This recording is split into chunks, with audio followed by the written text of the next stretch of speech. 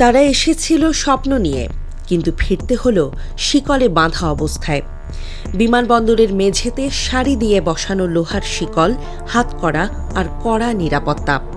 আমেরিকায় বসবাস করা অবৈধ অভিবাসীদের জন্য এখন এটাই বাস্তবতা।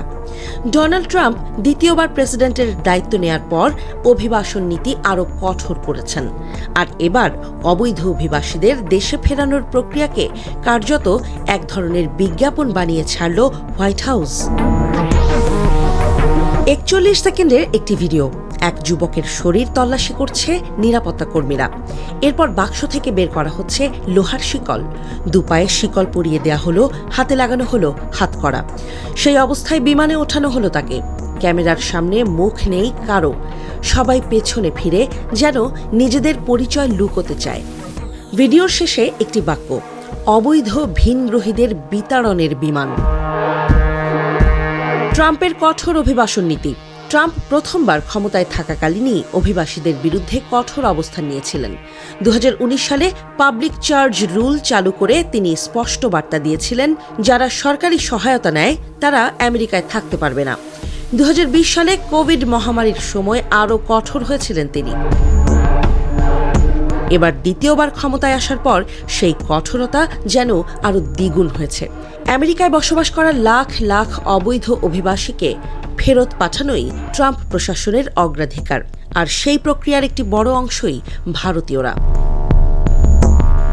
ভারতীয় অভিবাসীদের বিরুদ্ধে এমন আচরণ কেন?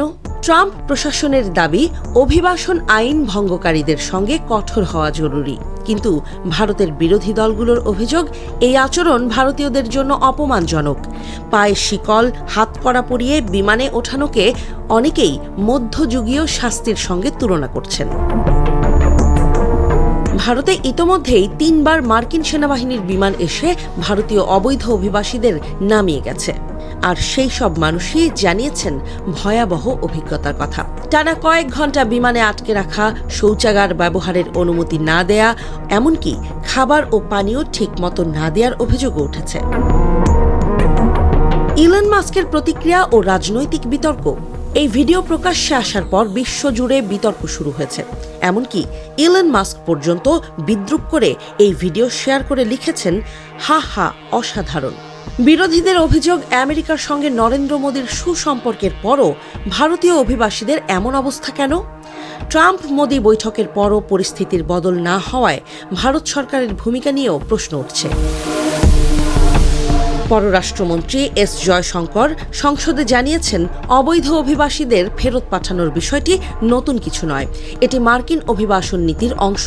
তবে ভারত সরকার ট্রাম্প প্রশাসনের সঙ্গে আলোচনা করছে যেন ভারতীয়দের প্রতি অসম্মানজনক আচরণ না করা হয়। তার দাবি, অন্তত নারী ও শিশুদের যেন শিকল পরানো না হয়।